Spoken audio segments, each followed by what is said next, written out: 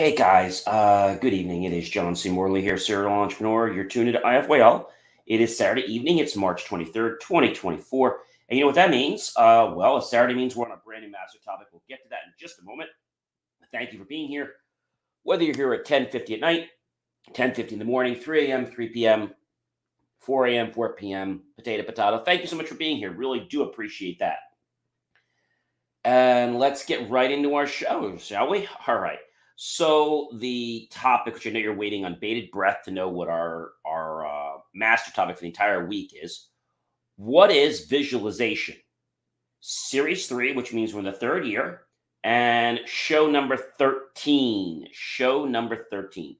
Our granular topic for tonight's show is the master topic is mastering visualization for success.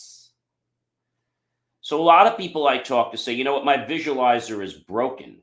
I don't know how to get it working. I don't know if mine will ever work. But I think a lot of times it's just having a little bit of confidence. It's having a little bit of confidence. And that's how it works. When we have a little bit of confidence, then we can obviously go from there, and we can do lots of things. So let's talk about, first of all, what visualization truly means. What is, if I had to ask you this question, ladies and gentlemen, what is visualization? If I asked you this question, what is visualization? And I want to talk about it in terms of Merriam-Webster. Okay. And basically, according to Merriam-Webster, visualize is a verb. Okay. There are other tenses of it, like visualize, visualizing. Visualize would be the past tense of visualize. Visualizing would be me visualizing right now. It's also a transitive verb. To make visible, to see or form a mental image of, envisioning, try to visualize the problem, to make an internal organ or part visible by radiographic visualization. We're not talking about that. We're talking about the first definition, which is to see or form a mental image, basically the solution to a problem. So a lot of people I talk say, hey, John, my visualizer's broke. What do I do? And it's not a case of that. I think it comes down to the fact that you just haven't practiced enough. Does that make sense? And if we think about it, then I would say to you that it's just you need practice. That's all it is. You just need practice. And if you just need practice, then, a lot can happen if you're able to practice. If you're able to practice, then a lot can happen. But you have to be able to understand what's going on and then practice from there. Does that make sense to you guys? I think a lot of times people get stuck because they don't realize that visualization is not something you just, pick up and you're going to learn it overnight. It's not like, learning to ride a bike in a couple days. Visualization takes some practice, ladies. It's not easy. It is not an easy thing. And what I mean by that is everyone can do it, but sometimes we're not seeing the right things or we're not feeling the right stuff. And as a result of that, we decide that we have to do something else. Okay? Now, that doesn't sound too crazy, but it is the truth. It's absolutely the truth. And I know what you're saying to me, John. I've tried to visualize so many times in my life, but for whatever reason, I can't visualize now. My visualizer is broken. All right, we're going to answer some more of those questions during the week, but we'll just stay with me and know that visualization is a process. All right. It is a process. So we know what visualization is. It's when we use our mind to think about a situation. Like, let's say, for example, I want you to visualize for me an apple. Can you do that? Visualize to me an apple, maybe a nice shiny red apple. Okay. And now I want you to imagine that apple in your hand, okay, in your mind's eye. And I want you to just picture yourself taking a bite out of that apple. You can hear the crunch. Probably started to salivate a little bit, didn't you? So you're visualizing fine. It's just that we try to get you to visualize something that's of importance to change your life. It sort of gets short circuited. And I can understand why. So let's build some confidence in how we visualize, and then we can start creating the world that we've always dreamed of. All right. So the next thing we're going to talk about, and each night we're going to talk about a few points, not a lot, just a couple points, just to get you on the track. So the next point we're going to talk about is scripting your success. What do you mean, John, by scripting your success? Well, some people call it mind mapping. Maybe you might have heard this before. You sit down, you can create a mind map, or focus on 5 core areas of your dream life: career, love, health, relationships, and experiences, and write them down on paper. Be as detailed as possible as you can connect each area to the main things you want. Then journal your dream life as if it already happened and visualize. That's it. But our brain starts to come up with the pictures. Let me give you another thing. What's your favorite food? I don't care. Like, do you like pizza? Okay, well, if you like pizza, picture a nice slice of buffalo chicken pizza. Okay, right before you. It's not too hot. It's not too cold. It's just warm enough. And just picture that pie. You pick it up and you just start to take a bite out of it.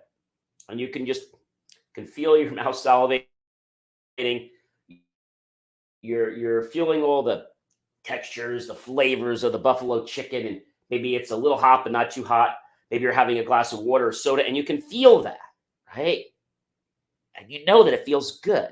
See, when we do something in our mind's eye that feels here is be as detailed as possible as you connect each area. It has already happened, and visualize how you want it to manifest. Let me say this again. Journal your dream life as if it already happened and visualize how you want it to manifest. Journal your dream life as if it already happened and visualize how you want it to. Doesn't sound too hard. We just got to get you thinking on the right. All right. The last one for tonight. Okay. And this is a really important one, ladies and gentlemen. This is point number 3. Finding inspiration. Okay. Finding inspiration. So inspiration might not be something that you see all the time, but the thing is, you have to know where to dig for inspiration. Sometimes we visualize. Sometimes we get blocked. Maybe we have limiting beliefs, and we don't think maybe we deserve it, or what we want. We're not good enough for that. So it becomes a challenge for us to picture ourselves in that lifestyle. The best way to get around, admire. For example, if you want to become an internationally proclaimed coach, like, feel yourself being like them. Listen to speeches and leverage the power of seeing someone else live and live the life you want. Then close your eyes and allow yourself to access the same energy. See yourself on stage giving a speech to thousands and believing it can be yours. So what I want to tell you is that our body is good at creating habits. That's a given. And if our body creates habits, some are good, some are bad, right? There are lots of bad habits people pick up, like whether it's maybe you had a bad habit of picking your nose, whether it was pulling up your socks all the time, whether it was constantly tucking in your shirt or constantly having to tie your shoelaces or constantly fixing something on yourself, right? You grew out of these habits, but you kind of had them for a little while. I know, like when I put a tie on, sometimes I put a tie, like, is it really straight? Is it not straight? Like, you would drive yourself nuts, and finally, like, yeah, it is straight. Like, but there was a time when you just drove yourself nuts. And so that can happen when we start to realize that we create patterns both subconsciously and unconsciously that actually become the programs that run our life. Let me say that again. When we start to realize that our subconscious and unconscious create programs that will run our life. Now, if we don't want those in our lives, then we need to make changes to get them out of our lives. If we want them in our lives, we need to embrace them. Okay. And we want to build upon them. But if there's something in there we don't like maybe there's a habit where, every night after a certain time, I know that, let's say I have to do X homework and I decide that, oh, I have to watch TV at 7:30. Well, break that habit. Come home, go do your homework. And if there's time, then you can watch TV, but make a precedence that your schoolwork is first. I remember when I was probably only in, I'm going to say, I think it was in grammar school.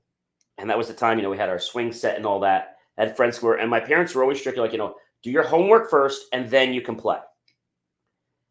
And so I would always do my homework first and then I could play. Even if I had a friend over, I would, like, sometimes I had over. Most teachers wouldn't give homework. There's some sticklers that did, like my math teacher and some other teachers felt that, this isn't a joyride, and in college you're going to get homework on the weekend, so just tough up and deal with it. So we would come home and we would both do our homework. We spent an hour to do our homework, and then we could play, and then we could take it easy. Pretty cool, right? But I think a lot of people, are afraid that if they don't do something now, they're going to miss out.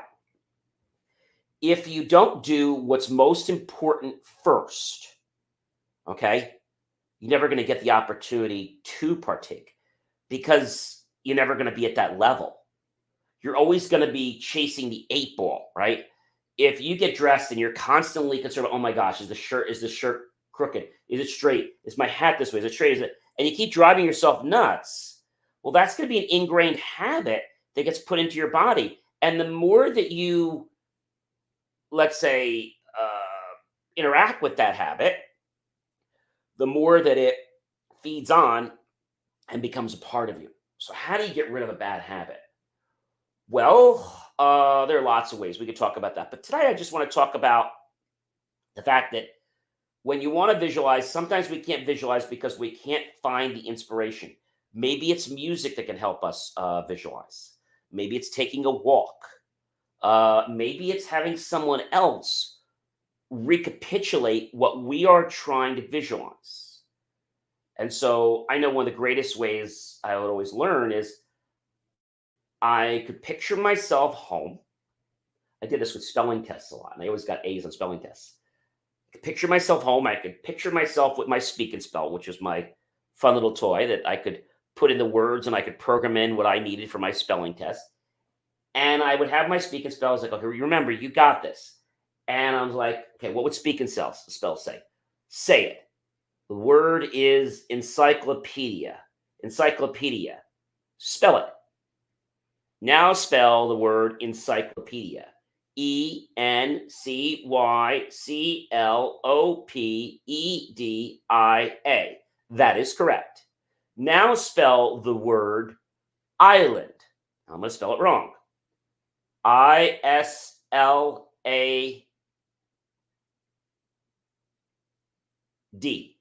Island. That is incorrect. Now spell the word island. ILANND. That is incorrect. Spell the word island. Okay, so I get one more chance. Island. I think I'm gonna spell it wrong again, and that is ISSILAND. Land. That is incorrect. The correct spelling of island is, and it spells it out, Island. Now spell the word literal. Literal. Literal. That is correct. Pretty cool, right?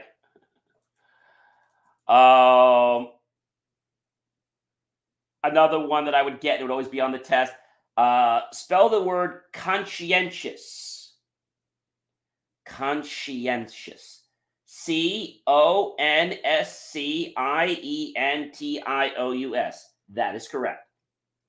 So whenever I had been playing with the speaker spell for a long time, and then I would go in, or my grandmother was very good, rest her soul. My dad's side was her mother, his mother, and if my parents were going away on a trip, and my grandmother knew that I had a spelling test. Okay, well, she wanted to know all my homework that I had, and let's just say you better get an A on that spelling test.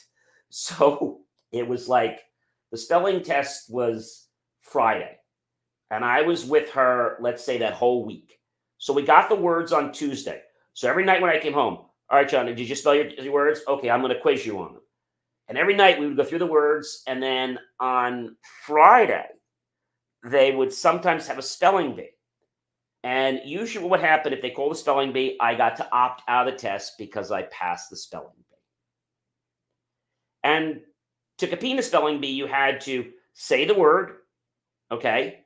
You had to use the word in a sentence, okay?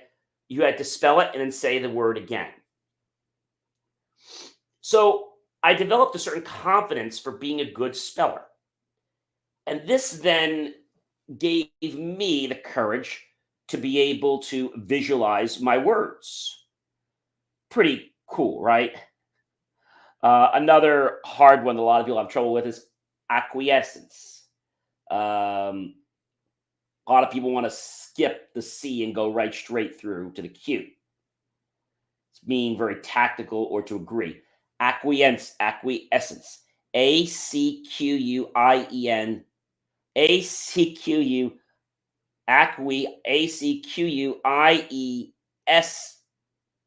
Acquiescence. So it's ACQUIESE. Acquiescence. So ACQUIESCE.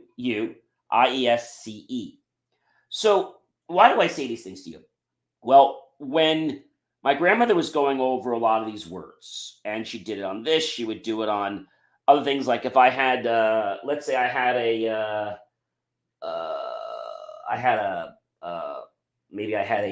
history test or something, and she would be going through, or I had to know the meaning of a word, like for science class or biology class.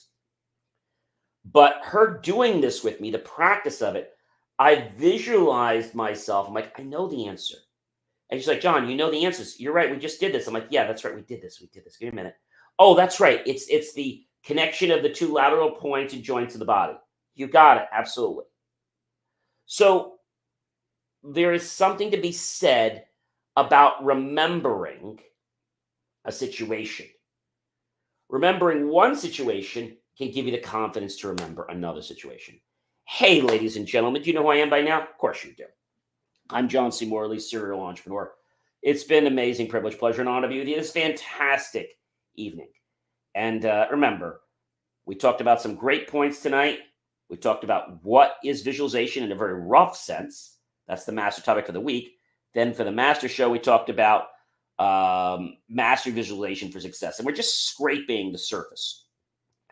What visualization truly means, how to script, how to find your inspiration.